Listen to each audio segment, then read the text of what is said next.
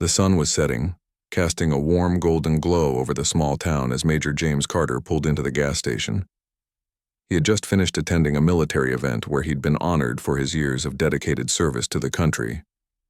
Dressed in civilian clothes with his neatly pressed shirt and polished shoes, James looked every bit the disciplined soldier he was. His mind wandered back to the speeches, the applause, and the pride on his family's faces when they saw him receive that medal. But little did he know this peaceful evening would soon turn into one of the most harrowing experiences of his life.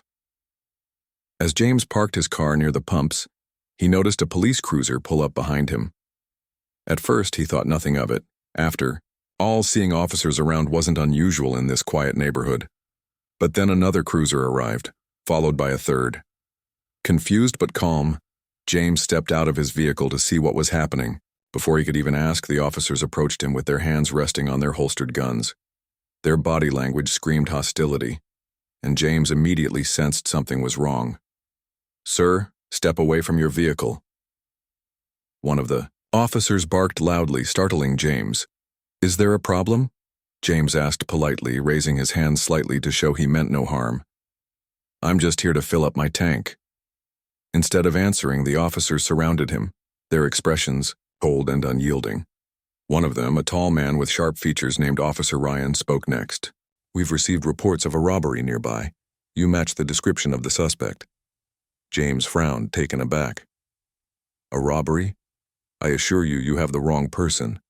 I'm a U.S. Army major." To prove his point, he reached into his pocket to grab his military ID. But before he could pull it out, another officer, Officer Dawson, snapped, "Keep your hands where we can see them."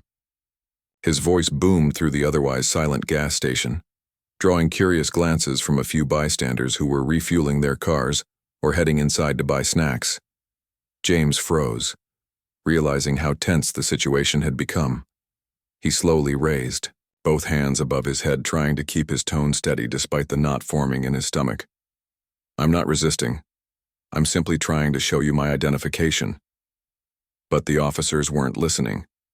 Instead, they began hurling accusations at him, their words laced with venom. "Don't play games with us," Officer Morales sneered, stepping closer. "We know exactly who you are." James felt a chill run down his spine.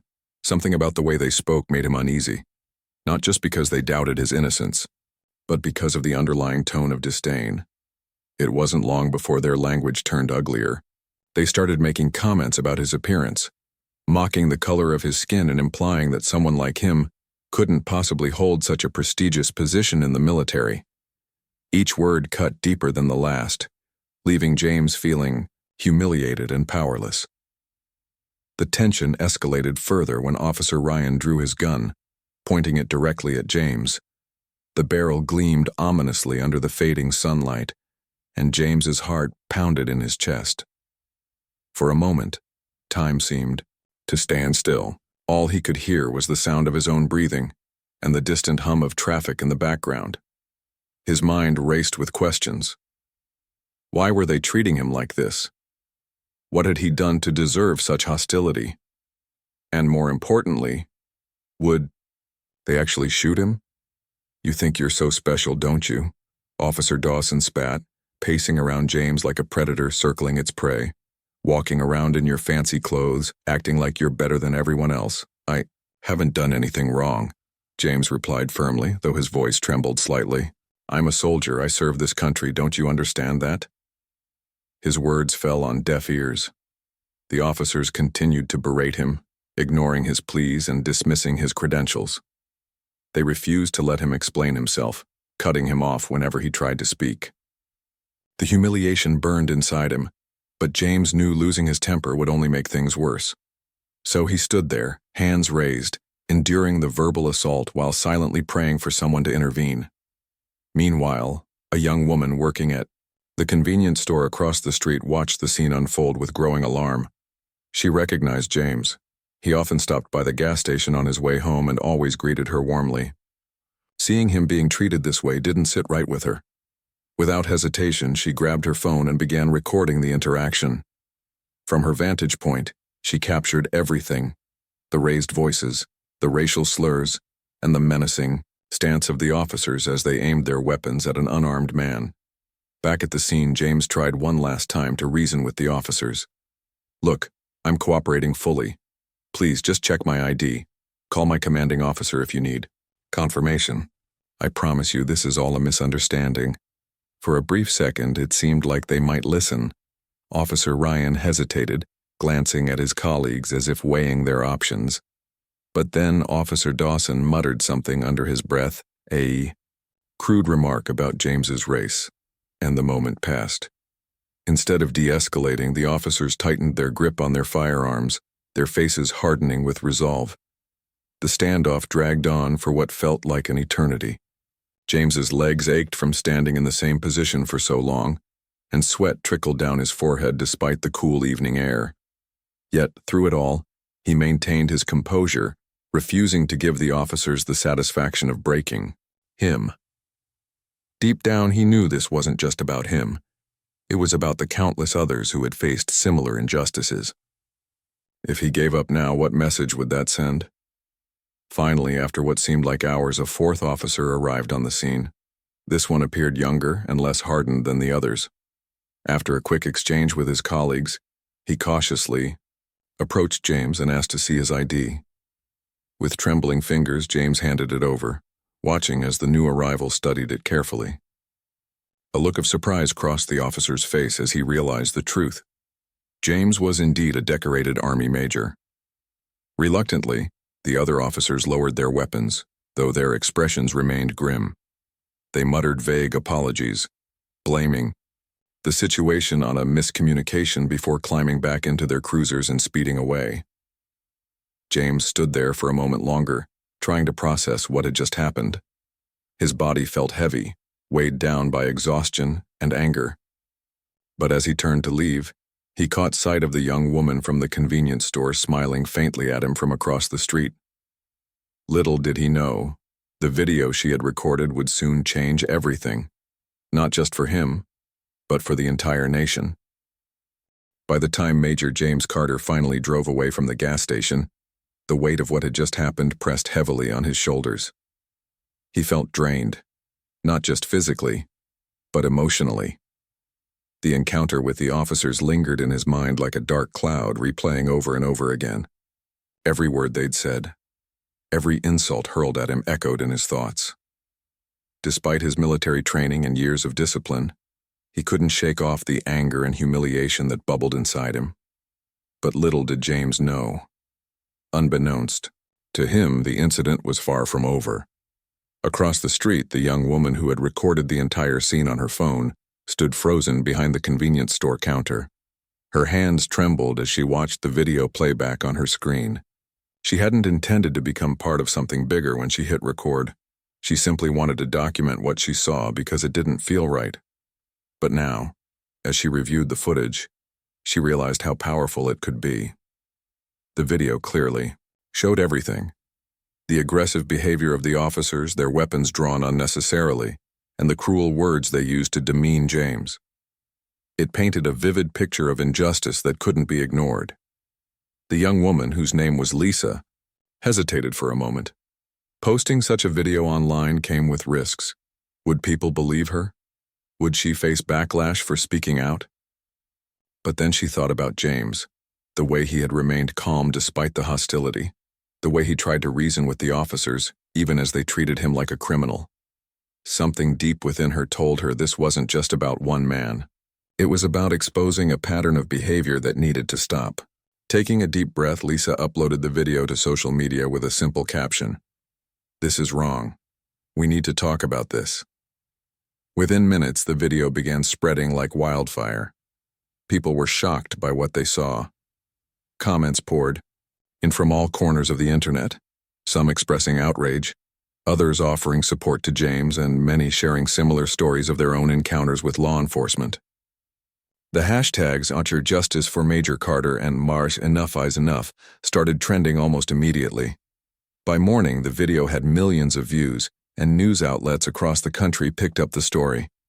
What had started as a quiet evening at a gas station had suddenly turned into a national conversation. James woke up the next day unaware of the storm brewing around him. When he checked his phone, He was bombarded with notifications, texts from friends, missed calls from family, and countless messages from strangers thanking him for standing strong during such a difficult moment. At first, he was confused. Then, scrolling through his social media feeds, he saw the video. His heart sank as he relived the painful experience once more, this time knowing that millions of eyes were watching. As the hours passed, the story gained even more traction. News anchors discussed it on live television, dissecting every detail of the incident. Politicians weighed in, calling for accountability and reform. Civil rights organizations reached out to James, offering their support and asking if he'd be willing to speak publicly about what happened. Even high-ranking military officials expressed their concern, vowing to stand by him and ensure justice was served. For James, it was overwhelming. Part of him wanted to retreat, to avoid the spotlight and let the whole thing blow over.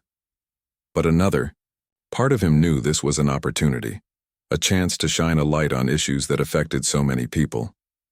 Meanwhile, the officers involved in the incident found themselves under intense scrutiny. Their names were released to the public, and soon their faces were plastered across headlines. People demanded answers. Who were these men? Why had they acted so aggressively toward an innocent person? And why hadn't anyone stopped them sooner? Local journalists dug into their backgrounds, uncovering disturbing patterns. Reports surfaced of previous complaints filed against Officer Ryan, Dawson, and Morales, complaints alleging excessive force, racial profiling, and unprofessional conduct. Each revelation added fuel to the growing fire of public outrage. Back at the police department, tensions ran high.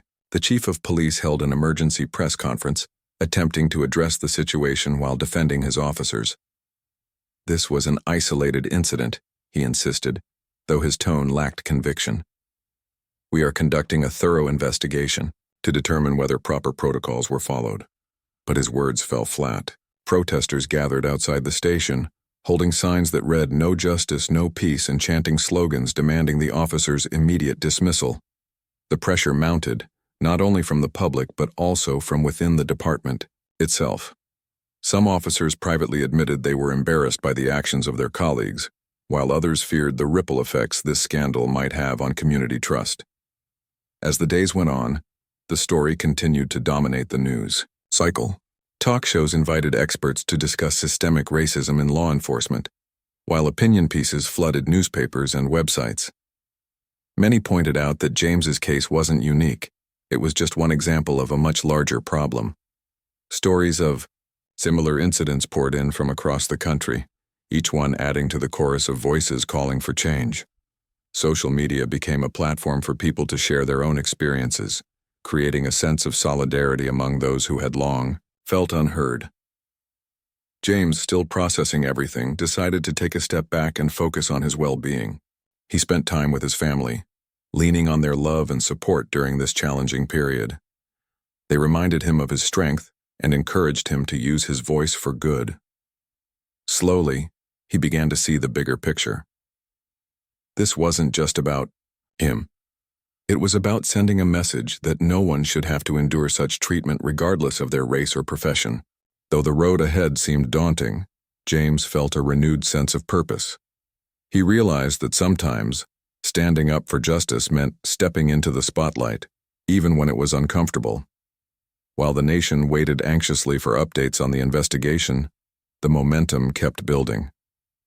Petitions circulated online, urging authorities to hold the officers accountable. Celebrities and influencers joined the cause, amplifying the message to their followers. Schools and universities organized discussions about racial bias and policing, ensuring that younger generations understood the importance of addressing these issues. What had started as a single act of courage, Lisa hitting record on her phone, had ignited a movement. And though James didn't yet know what the future held, he couldn't deny the power of collective action. The world was watching, and for once it seemed like real change might be possible. The pressure on the local police department was mounting by the hour. The video of Major James Carter's encounter with officers Ryan, Dawson, and Morales had gone viral, sparking outrage not just locally, but across the nation. Protesters gathered, daily outside the police station, their chants echoing through the streets. "Hold them accountable," they shouted, holding up signs that read, "Protect and serve who?" and "Justice for all, not just some." Inside the station, tensions were running high. Officers who had once walked the halls with confidence now avoided eye contact, feeling the weight of public scrutiny bearing down on them. Chief Alan Harper, a grizzled veteran of law enforcement with decades of experience, found himself at the center of the storm. Known for his calm demeanor and no-nonsense approach, Harper had always prided himself on maintaining order within his department. But this situation was different. It wasn't just about defending a few officers. It was about defending the integrity of an entire institution. And yet, as he sat in his office reviewing the footage of the incident for what felt like the 100th time, even he couldn't deny that something had gone terribly wrong. Harper called an emergency meeting with his senior staff to discuss the fallout. The room was tense as he addressed the group. "We're under a microscope right now," he began, his voice firm but tinged with frustration. "The public wants answers, and they want them fast. If we don't handle this properly, it's not just these 3 officers whose careers will be ruined, it's the reputation of this entire department." One of his deputies, Lieutenant Carla Mendez, spoke up. "Sir, we can't ignore the fact that there are already calls for their termination. People aren't just upset about this one incident. They're pointing to past complaints against these officers. If we don't act decisively, it'll look like we're covering for them." Harper nodded grimly. He knew she was right. Reports had surfaced detailing numerous allegations against Ryan Dawson and Morales over the years. Everything from using excessive force during arrests to making derogatory comments toward minority communities. While some of these complaints had been investigated, most had been dismissed due to lack of evidence or deemed unfounded. Now those same cases were being revisited, and the department was scrambling to piece together a timeline of misconduct. "We need to take immediate action," Harper said finally. "Effective today, officers Ryan, Dawson, and Morales are placed on administrative leave pending further investigation. I'll issue a statement to the press explaining our decision." The announcement came later that afternoon. In a brief but carefully worded statement, Harper confirmed that the officers involved in the altercation with Major Carter had been temporarily suspended from duty. He emphasized that the department took such matters seriously and promised a thorough review of the incident. However, the response did little to quell the growing anger among the public. Many saw the move as too little, too late, accusing the department of trying to buy time rather than addressing the root of the problem. Meanwhile, behind closed doors, internal investigators began digging deeper into the officers' histories. What they uncovered painted a troubling picture. Officer Ryan, the most senior of the 3, had been with the force for nearly 20 years. On paper, he appeared to be a model officer, decorated for bravery and respected by his peers. But beneath the surface lay a pattern of behavior that raised red flags. Multiple civilians had accused him of unnecessary aggression during traffic stops, particularly when dealing with individuals from minority backgrounds. One woman claimed he had mocked her accent and threatened her with arrest if she didn't comply with his demands. Another man alleged that Ryan had slammed him against his car simply for questioning why he'd been pulled over. These incidents had all been logged in the system but never resulted in disciplinary action. Officer Dawson's record was equally concerning. A former Marine turned cop, Dawson had joined the department 5 years earlier with glowing recommendations. But almost immediately, complaints began rolling in. Witnesses reported seeing him use racial slurs while interacting with suspects, and several colleagues admitted to hearing him make disparaging remarks about minority groups during roll call. One particularly damning account came from a fellow officer who claimed Dawson had bragged about targeting certain neighborhoods for random checks, because those people always have something to hide. Then there was Officer Morales, the youngest of the trio. Though relatively new to the force, Morales had already earned a reputation for being reckless and hot-headed. His file included multiple reprimands for failing to follow protocol, as well as a formal warning after a bystander captured video of him shoving a teenager during a routine stop. Despite these issues, Morales had managed to avoid serious consequences. thanks in part to his connections within the department. As the investigators compiled their findings, it became clear that the behavior displayed in the viral video wasn't an isolated incident. It was a reflection of long-standing attitudes and practices.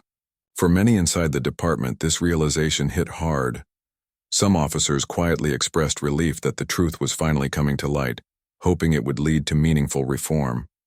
Others, however, dug in their heels, defending their colleagues, and insisting that the media was exaggerating the situation. Outside the station, the protests continued. Community leaders organized marches, drawing thousands of participants who demanded accountability not just for Ryan, Dawson, and Morales, but for systemic racism within law enforcement as a whole. Local activists set up tents near the station, vowing to stay until concrete changes were made. Among them was Lisa, the young woman who had recorded the original video. She had become an unexpected figurehead for the movement, using her platform to amplify voices from marginalized communities. Her courage inspired others to come forward with their own stories, creating a wave of testimonials that further fueled the push for justice. Back at home, James Carter wrestled with mixed emotions. On one hand, he was heartened by the outpouring of support he'd received. Strangers sent messages thanking him for standing strong, while veterans and active-duty soldiers reached out to express solidarity. Organizations like the NAACP and Black Lives Matter invited him to speak at rallies, offering him a chance to channel his pain into advocacy. But on the other hand, the constant attention was exhausting. Every interview request, every news segment, replaying the video, reopened wounds he was still trying to heal. James confided in his wife Maria one evening as they sat together on their porch. "I never asked for any of this," he admitted, his voice heavy with emotion. "All I wanted was to live my life, serve my country, and raise our kids in peace. Now everywhere I turn, people are looking at me like I'm some kind of symbol." Maria placed a comforting hand on his shoulder.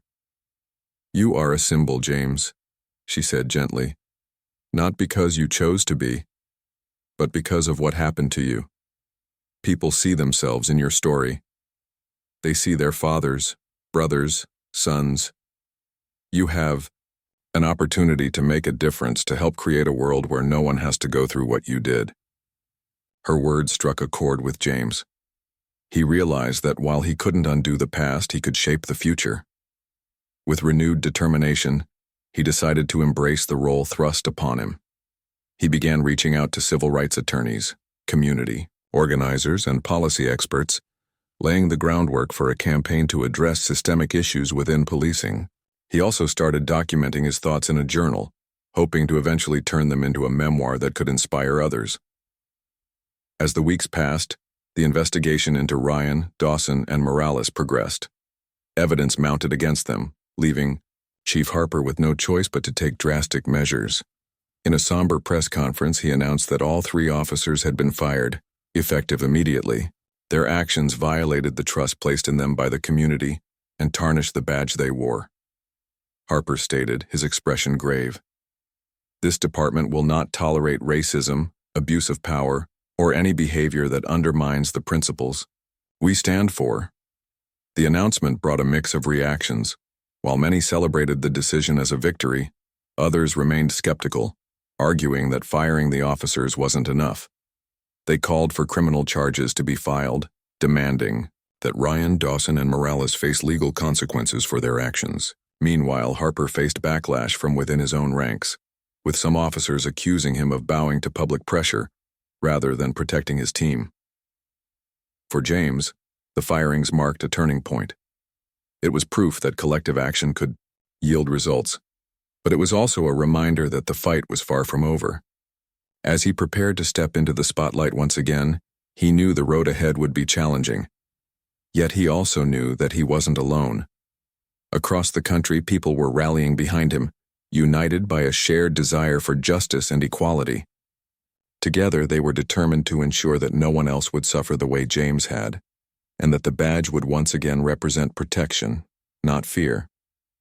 The morning after the announcement of Officers Ryan, Dawson, and Morales' termination, Major James Carter stood in front of his bedroom mirror, adjusting the collar of his crisp white shirt.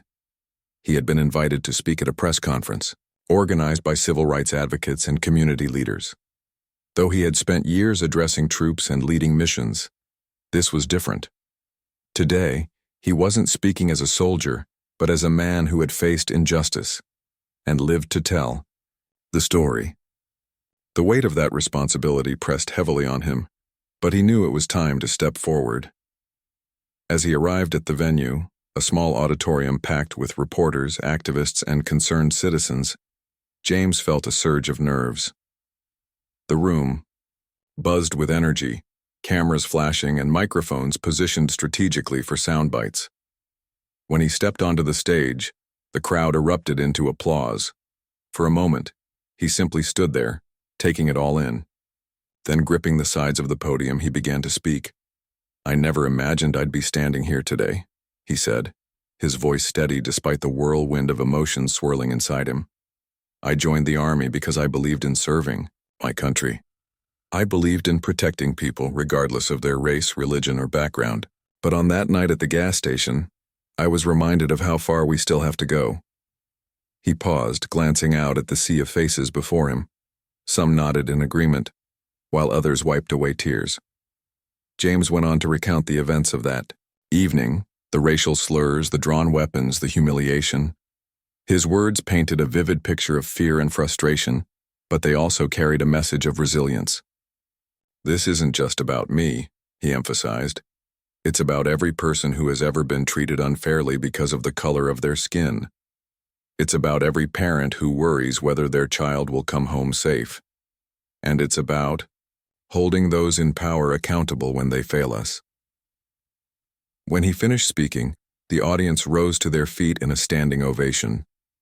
Reporters rushed to capture his reaction, firing off questions about what actions he planned to take next. James, however, remained composed. He thanked everyone for their support and reiterated that his goal wasn't revenge, it was change. Over the following days, his speech dominated headlines, further amplifying the calls for reform. Inspired by James's courage, others began stepping forward with their own stories. A young mother recounted how she had been pulled over late at night by Officer Ryan, only to be subjected to invasive questioning and insults about her appearance. A college student described being slammed against a wall by Officer Dawson during a routine ID check, leaving him bruised both physically and emotionally. Even former colleagues of the disgraced officers shared their experiences, revealing how toxic behavior had festered within the department for years. These testimonies added fuel to the fire, prompting local officials to launch a broader investigation into policing practices. Civil rights organizations partnered with lawmakers to draft legislation aimed at increasing accountability and transparency. Meanwhile, protests continued to grow, spreading to cities nationwide. In New York, Chicago, Los Angeles, and beyond, crowds gathered to demand justice not just for James but for countless others who had suffered silently.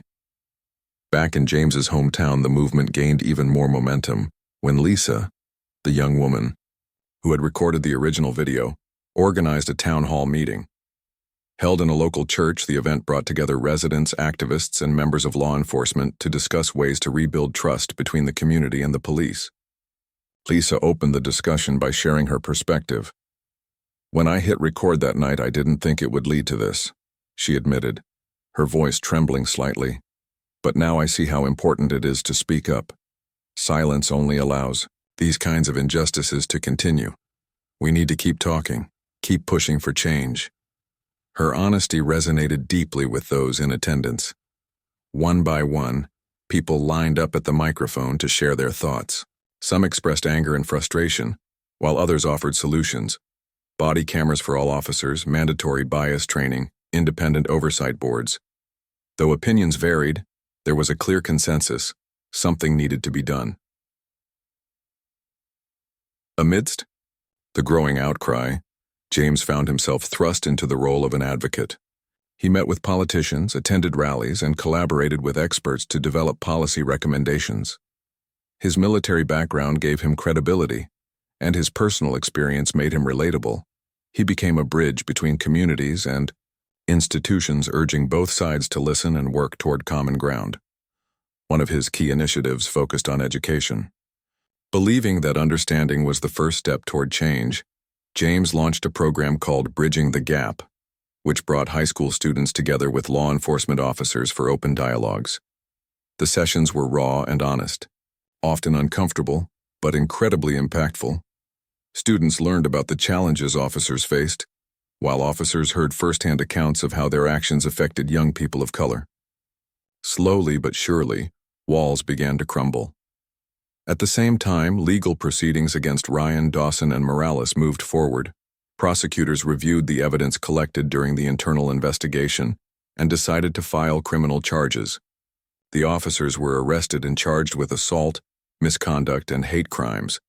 Their mugshots appeared on news outlets across the country, sparking debates about accountability and punishment. While some argued that jail time was necessary to send a strong message, others believed rehabilitation and education should play a role in their sentences. For James, the arrests brought a sense of closure, but also reflection. He realized that punishing the officers wouldn't automatically fix the larger issues at hand. True progress required systemic change, and that meant addressing the root causes of racism and bias within law enforcement. With this in mind, he teamed up with a group of retired officers, academics, and activists to create a national task force focused on reform. Their mission was simple yet ambitious: to ensure that no one else would face the kind of treatment James had endured. As weeks turned into months, the impact of James's advocacy became undeniable. Lawmakers introduced bills inspired by his recommendations, including measures to increase funding for community policing programs and establish stricter guidelines for use of force incidents. Police departments across the country began implementing new training protocols designed to combat implicit bias. Even social media played a role, with hashtags like accountability now encouraging people to hold their local authorities responsible. Through it all, James remained humble, always deflecting praise onto the collective effort of those fighting alongside him. "This isn't my victory," he often said. "It belongs to everyone who refused to stay silent." Change doesn't happen overnight, and it certainly doesn't happen alone. Despite the progress, challenges persisted. Not everyone supported the reforms, and resistance from certain factions within law enforcement slowed implementation in some areas. Critics accused James of being too idealistic, claiming that his proposals were impractical or overly harsh. Yet, he refused to let negativity deter him. Instead, he doubled down on his commitment, traveling to towns and cities to meet with skeptics and address their concerns. By the end of the year, the landscape had shifted significantly. Conversations about race and policing were no longer taboo. They were front and center in classrooms, boardrooms, and living rooms. Younger generations, inspired by James's story, began organizing grassroots movements to tackle inequality in all its forms. And though the scars of the past couldn't be erased, there was a renewed sense of hope that the future could be different. For James, the journey was far from over. But as he looked back on everything that had transpired, the pain, the protests, the partnerships, he couldn't help but feel proud. What had started as a single act of recording had grown into a nationwide awakening. People were listening, learning, and most importantly, acting. And though the road ahead would undoubtedly be long and difficult, James knew one thing for certain: the fight for justice was worth every step. The trial of officers Ryan, Dawson, and Morales became one of the most closely watched legal proceedings in recent memory. Courtrooms are typically quiet, orderly spaces, but this case was anything but ordinary. Every day, crowds gathered outside the courthouse holding signs that read, "Justice for James Carter and no more racist cops." Reporters jostled for position to catch a glimpse of the officers as they arrived, their faces now infamous thanks to endless news coverage. Inside, the atmosphere was tense. Every word spoken by lawyers, witnesses, and the judge carried immense weight. Major James Carter sat stoically in the front row, flanked by his family and a team of civil rights attorneys who had taken up his cause. Though he tried to remain composed, The sight of his tormentors sitting just a few feet away stirred emotions he hadn't fully processed. Each time one of them glanced in his direction, James felt a mix of anger and sadness. But he reminded himself why he was there, to ensure that accountability wasn't just a buzzword. It had to be real, tangible, and lasting. The prosecution wasted no time laying out its case. They presented the viral video as Exhibit A, playing it on a large screen so the jury could see every detail: the drawn weapons, the racial slurs, the dismissive attitude toward James's military credentials. Prosecutors argued that the officers' actions went beyond poor judgment. They were deliberate acts of discrimination and abuse of power. Expert witnesses testified about the psychological impact of such encounters, explaining how being targeted because of one's race could leave deep scars. Civil rights advocates also took the stand, highlighting patterns of misconduct within law enforcement and urging the court to set an example by delivering a guilty verdict. On the other side, the defense attempted to paint the incident as a misunderstanding. They claimed the officers were simply following protocol, acting on vague descriptions provided during a high-stress situation. These men are not perfect, the lead defense attorney argued, but they're human beings who made mistakes, under pressure.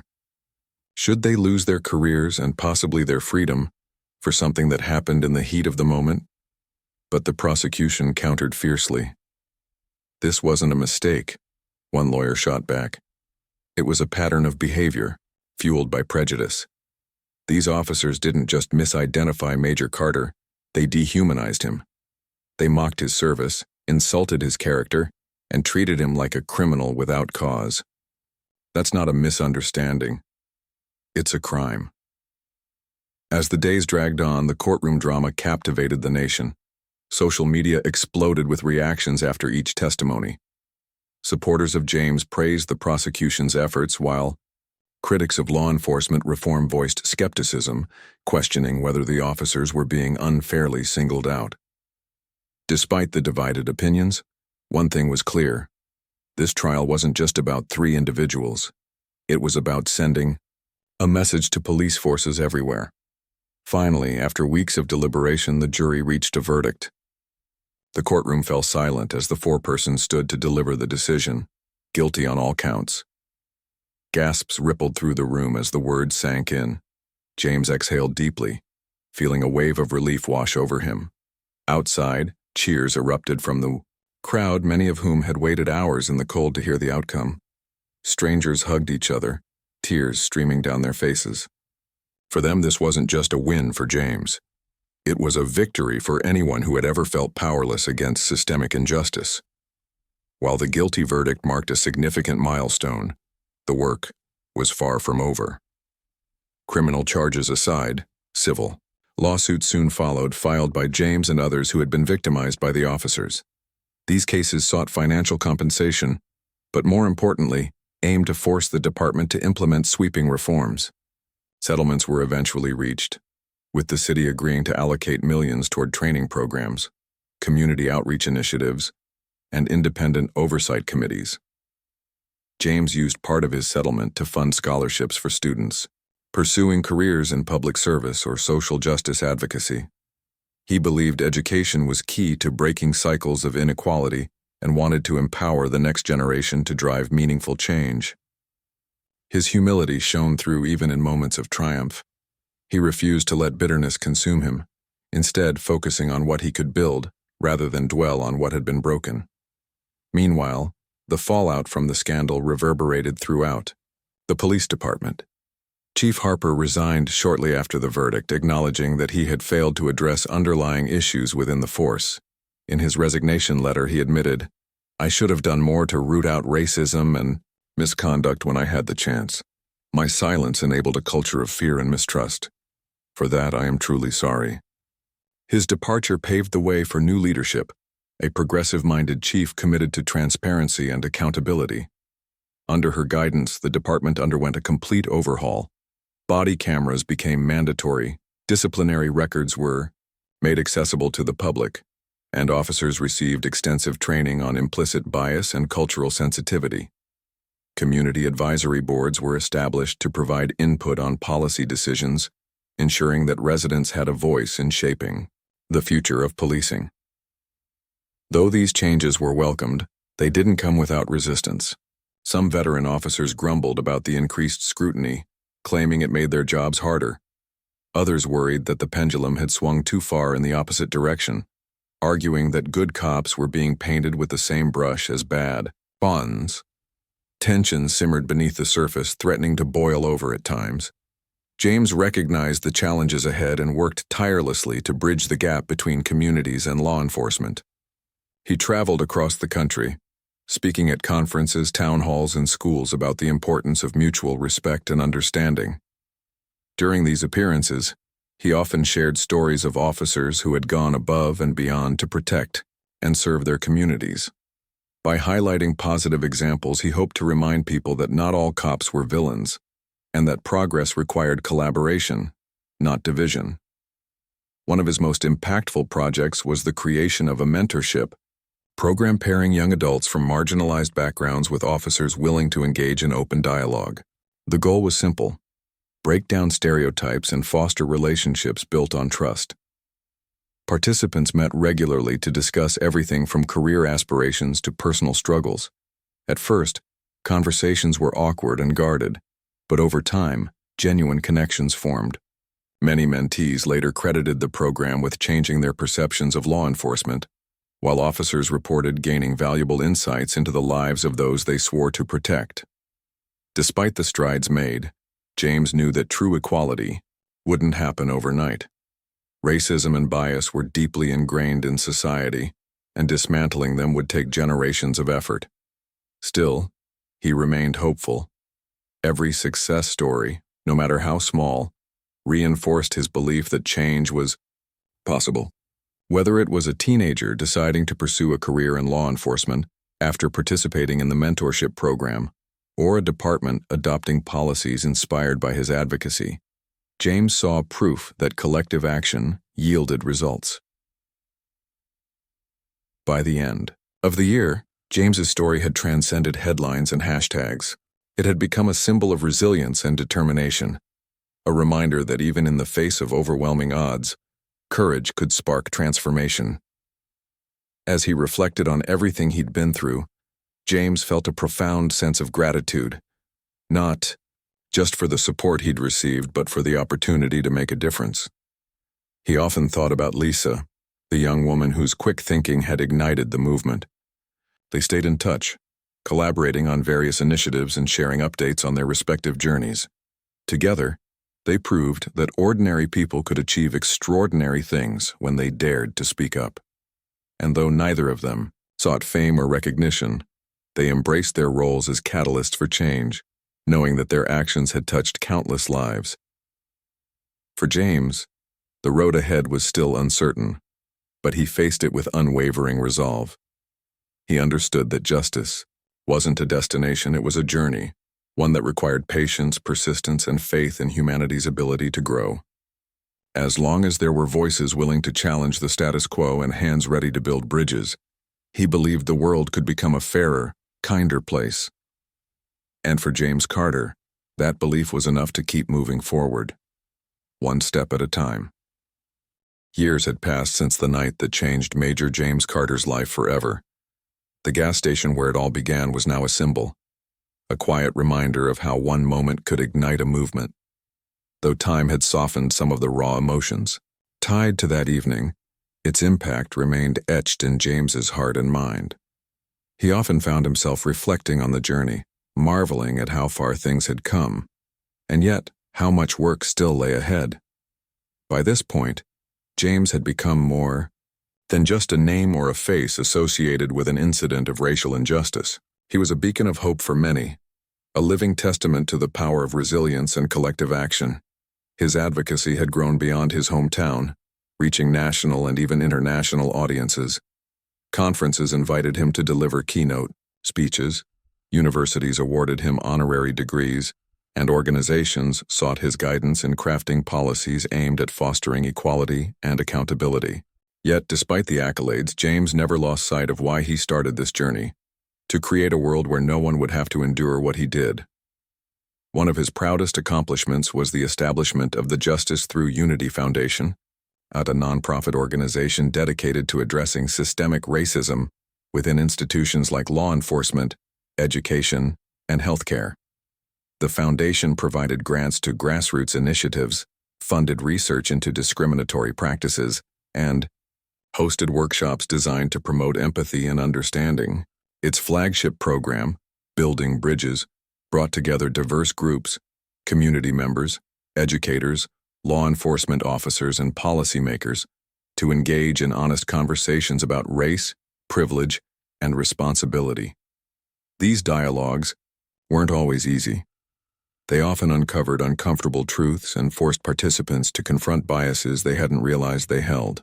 But James believed that discomfort was necessary for growth. As he often said during these sessions, change doesn't happen when we stay comfortable. It happens when we challenge ourselves to see the world through someone else's eyes. The foundation also played a crucial role in shaping legislation. Lawmakers consulted with James and his team as they drafted bills aimed at increasing transparency and accountability in policing. One landmark piece of legislation, known as the Accountability and Equity Act, mandated body cameras for all officers, required independent oversight boards in every department, and established stricter penalties for misconduct. Signed into law after months of debate, the act was hailed as a major step forward in the fight against institutional racism. While critics argued that it didn't go far enough, supporters celebrated it as proof that persistence paid off. James's influence extended beyond policy changes. He became a mentor to countless young people, particularly those from marginalized communities who dreamed of making a difference. Many credited him with inspiring them to pursue careers in fields like law, social work, journalism, and public service.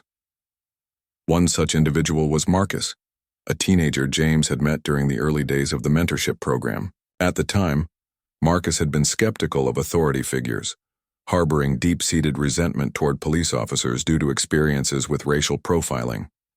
But over the course of several months, he formed a bond with Officer Daniels, a participant in the program who shared stories of growing up in a similar neighborhood and facing his own struggles with identity and belonging. By the end of the program, Marcus decided to apply to college with aspirations of becoming a civil rights attorney. When he graduated years later, he invited James to give the commencement speech, an honor James accepted with immense pride. Though James continued to inspire others, he also made sure to take care of himself. The emotional toll of reliving his trauma and navigating the complexities of advocacy work sometimes left him drained. Maria, his wife, reminded him regularly to prioritize his well-being. Together, they spent weekends hiking in the nearby mountains, finding solace in nature and each other's company. Their 2 children, now teenagers, often joined them, bringing laughter and lightness to their outings. James cherished these moments, knowing that family kept him grounded and reminded him of what truly mattered. Amidst his personal triumphs, James stayed connected to Lisa, the young woman whose courage had sparked the movement. Over the years, their friendship had deepened, evolving into a partnership rooted in shared purpose. Lisa had gone on to pursue a career in investigative journalism, using her skills to expose injustices and amplify underrepresented voices. She frequently collaborated with James on projects, combining her storytelling abilities with his strategic vision. Together, they co-authored a book titled From Outrage to Action, A Blueprint for Change, which chronicled their experiences and offered practical advice for anyone looking to drive meaningful reform. The book became a bestseller, further solidifying their legacy as changemakers. As the years rolled on, James noticed subtle shifts in societal attitudes. Conversations about race and inequality were no longer confined to academic circles or activist groups. They permeated mainstream culture. Movies, TV shows, and music began tackling these issues head-on, sparking broader discussions. Schools incorporated lessons on systemic racism and civil rights history into their curriculums, ensuring that future generations understood the roots of inequality. Even corporations, once hesitant to wade into controversial topics, started taking stands on social justice issues. pledging support for diversity and inclusion efforts. Still, James knew that progress wasn't linear. There were setbacks, moments when it felt like the needle hadn't moved at all. High-profile cases of police brutality continued to make headlines, reigniting protests and calls for reform. Some departments resisted change, clinging to outdated practices and resisting external oversight. And while public opinion had shifted significantly, pockets of resistance remained, fueled by misinformation and fear. But James refused to let cynicism creep in. Instead, he focused on the victories, no matter how small. Every time a young person told him they felt inspired to speak up, every time a community rallied together to demand justice, every time a policy was implemented to protect vulnerable populations, it reinforced his belief that the arc of history bent toward justice, however slowly. In the final chapter of his memoir, James wrote about the importance of legacy. "I didn't set out to be a hero," he reflected. "I simply wanted to live my life with integrity and serve my country to the best of my ability. But life has a way of pulling you in directions you don't expect. If my story can teach anything, I hope it's this. None of us are alone in our struggles. We're part of something bigger, a tapestry woven together by the actions of countless individuals working toward a common goal. My place in that tapestry is small, but it's mine. And if I can leave behind a thread that strengthens the whole, then I'll consider my life well lived." On a crisp autumn morning, James stood before a crowd gathered at a memorial for victims of police brutality. The event had drawn thousands, survivors, families of victims, activists, and allies, all united in remembrance and resolve. As he stepped up to the podium, the crowd fell silent, hanging on to his every word. "When I think about the people we honor today," James began, his voice steady, yet filled with emotion, "I'm reminded of the strength it takes to stand up for what's right. Each of these individuals represented here gave something precious, their dignity, their freedom, their lives in pursuit of justice. They didn't ask for this fight, but they embraced it because they believed in a better future. And so must we." He paused, scanning the sea of faces before him. True justice requires more than hashtags or protests. It demands action. It demands accountability. It demands that we look inward and examine our own biases, our own privileges, and ask ourselves what we're willing to sacrifice for the greater good. This isn't just about changing laws, it's about changing hearts. It's about building a world where everyone is treated with respect and dignity, regardless of the color of their skin. The crowd erupted into applause, cheering not just for James, but for the message he carried. As he stepped away from the podium, he felt a sense of peace wash over him. He knew the road ahead wouldn't be easy. Racism and inequality were deeply entrenched, and dismantling them would require relentless effort. But standing there, surrounded by people committed to the same cause, James felt hopeful. Because change wasn't just possible, it was inevitable. And as long as there were voices brave enough to speak out and hands willing to build bridges, the dream of justice would continue to grow stronger. For James Carter, that dream was worth everything.